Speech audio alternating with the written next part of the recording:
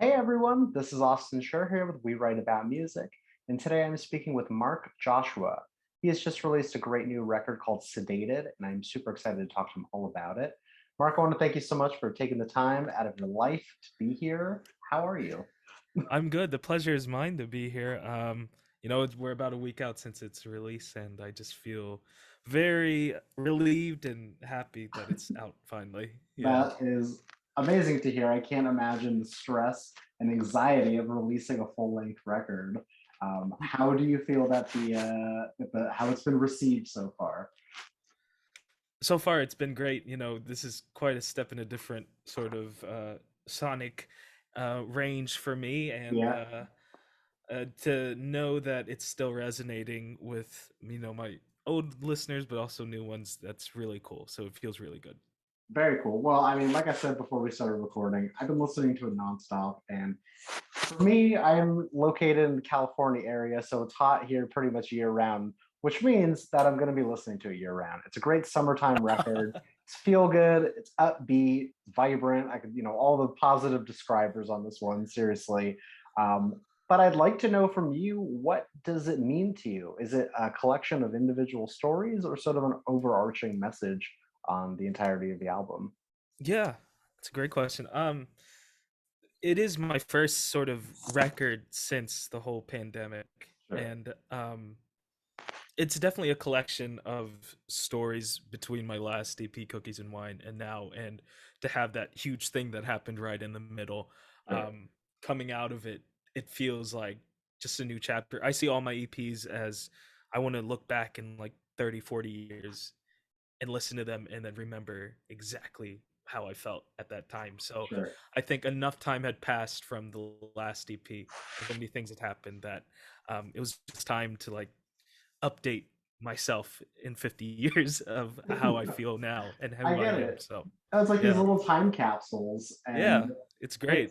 it's the craziest thing about independent artists making music is that, I mean, I guess just making music in general is it's very insular, especially as a solo artist. Just you writing your Yeah, songs, you don't know who's going to hear them, and beside outside friends and family, it might just be strangers that don't even know you hearing these personal stories about yourself. So yeah, and yeah, it feels good to have it all sort of on a recording, on a master, and out that way. totally. I can just it's out there. I don't have to worry about it I know. anymore. No, it's like Yeah, some people keep diaries or they're writing journals, yeah, and now you have literal works of art to go back to and yeah. show your one day kids maybe like, hey, so this is how I felt 40 years ago at this I point. know, I know. Yeah, Wild.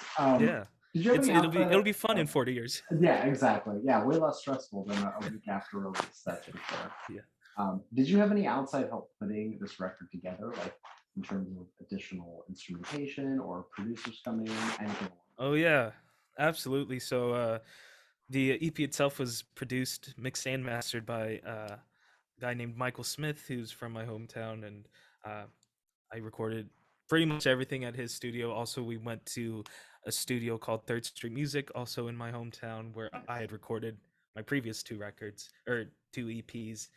We did some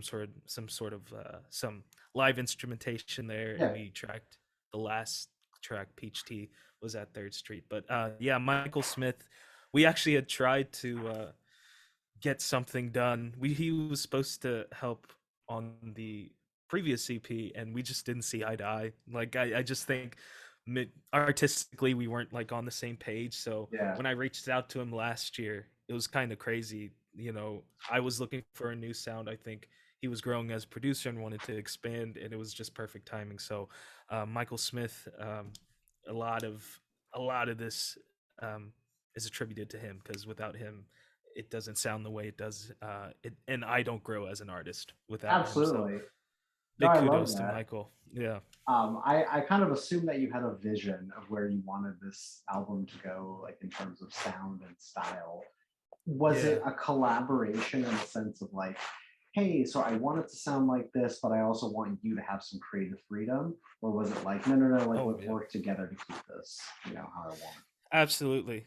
Absolutely. I think the best thing about Michael is that he knew, he followed my sort of career before we even worked together. So he Nice. knew the kind of music I was already making. And I think when I showed him all these songs, he knew the potential each song had, but he also knew how to make sure it was still me at the end of the day, which Okay. is a huge thing for me as an artist because I know it's so easy to overproduce a song, especially when Yes. when No, things it's aren't so true. when things aren't in the right when you're not working with someone who maybe doesn't have the original artist's intention in mind when they're producing, that can get tricky. So Michael was always asking for feedback and making sure that it still sounded like me and I'm still able to perform these songs live and Yeah, people still knew it was me as an artist. So yeah, it was definitely collaborative. We had a great working relationship, and going forward, I know we're gonna work and do more things. So that's awesome. No, what you're saying about overproducing a song is so true because, like, anyone with a computer nowadays can download a program or whatever it is, or yeah, hire a producer. Doesn't even matter, and it's easy to go overboard. You know what I mean? But then the oh more yeah, overboard you go, I feel like you're losing out on elements of like the natural parts of the song. And I mean, so much yeah. of this record highlights your vocals, which are, I mean, hard not to be the favorite part, but Thank you. anything in addition to that could take away. So I think that you bridge the gap, you sort of board the line of not going overboard, but also Yeah, having fun parts of it. You know what I mean? I don't know. It's a tough thing yeah, to do. yeah. Thank you. Yeah, we were very conscious about again making sure that I was able to keep it me. We were big into like finding places to have ear candy and like little moments for the listeners to see growth and just from musical side and arrangement side, little nuggets for that, but also Totally. contrasting it with my regular acoustic and my raw vocal as well. So that means a lot because that was really a big intention going into this EP. So thank you. Nice. Another thing I really wanted to talk about was there's an obvious amount of genre influence. Like it's not just one thing. I feel that it's definitely rooted in pop, but that there's a ton of other elements that go into it. So for those that may have not listened to your music before, I'd love for you to sort of give like an elevator pitch of how you would describe it. And I know that there's no right answer here, so be liberal with Yeah. what you might say. It's interesting because I'm actually in like this music business like program right now, and we had to do an elevator pitch for ourselves a Really? couple That's weeks ago, okay. Perfect and I question didn't do then. well. I didn't do Oh well because, no.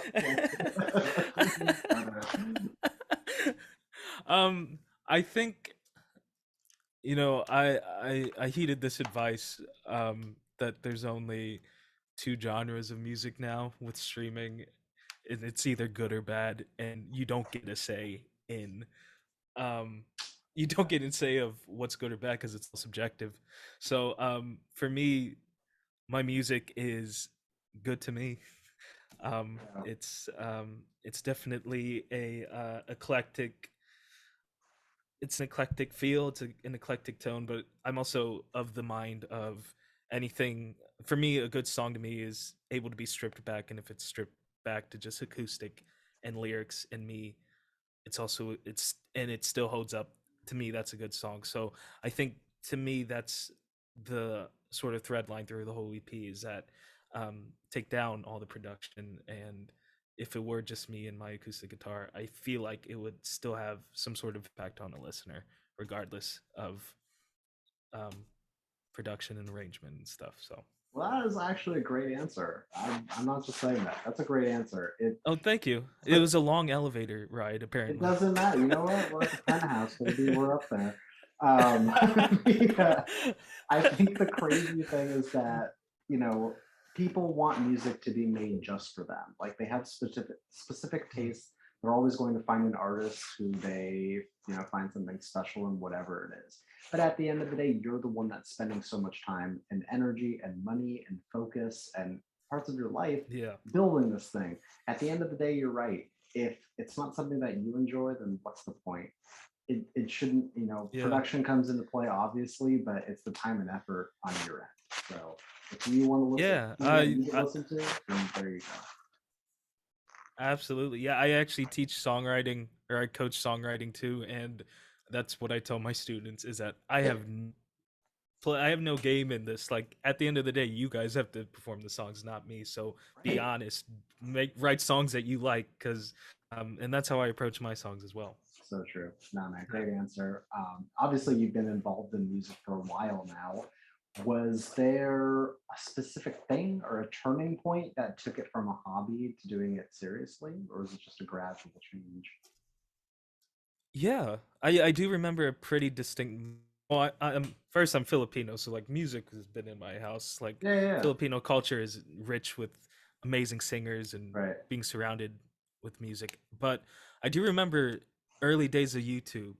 There was an artist named David Choi, um, who's a Asian American as well, and he got on the front page of YouTube with one of his original songs, and that was sort of the Nice. first time where I was like, "Oh, you like this is more than just a hobby. Someone's actually doing this for a career." And that's when I legitimately started taking it very seriously. I remember that night I wrote like two songs, like my first couple songs, and Very cool. I just kept grinding on it and making sure that I kept doing it, because I realized that not only are there people doing it, but there are people like me, look like me, also in this industry. And I had no idea growing up in Ohio, because I had only seen, Sure, sure. non-Asians really being successful in it. So that was definitely a turning point for me. That's awesome, man. Is there a point in the process that you look forward to the most? Like, was there anything throughout making this record that maybe even came up that was unexpected? Yeah, and it's so funny because it happens every record, and it's like the the last 2 weeks before your submit, and then you want to push the envelope just a little more. Hmm. And Yeah, there's always a baseline yeah, perfectionism in an so like artist.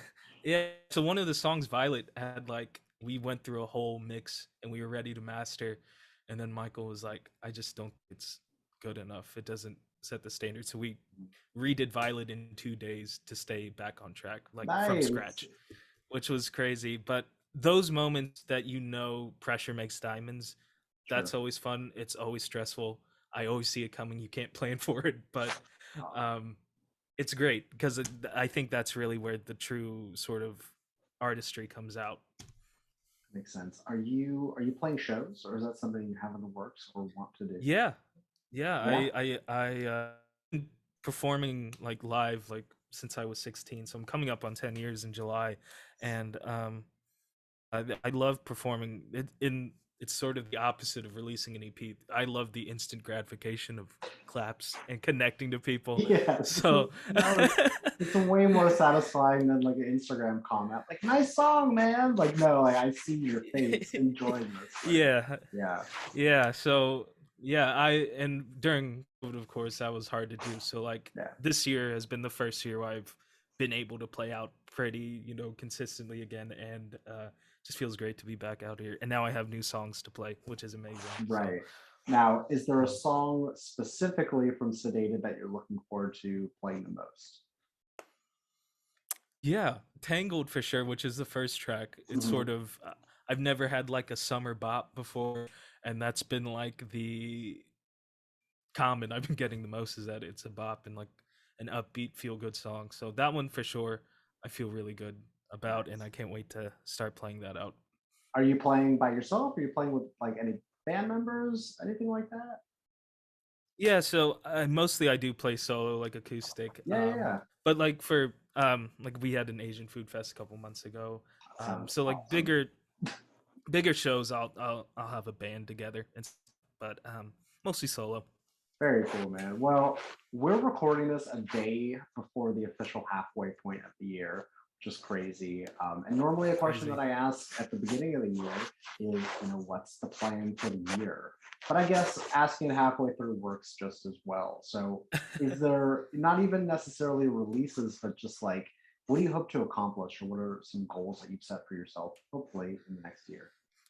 Yeah, I definitely want to be able to grow my audience and my listeners, and just have sort of more of a reach. It was weird during COVID. My reach actually turned more to people in the Philippines because I was streaming on this like Philippine app, so like most of my Nice. listens were from the Philippines. So I'd like to be able to reach out more, and eventually I'd like to start touring to whatever scale that is, like Yeah. opening for someone, or you know, whether or not that means I just do it myself or with a friend. And I'd like to tour. I'd like to work towards that. I think touring would be really cool.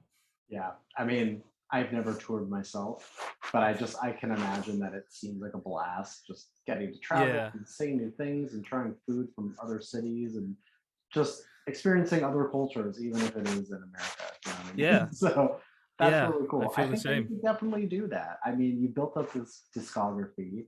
Like it's great. It just needs more ears on it, and Yeah. that's really what it takes. So I love Well, that. thank you so much. You're welcome. Thank you. I got a couple more questions for you, and Sure.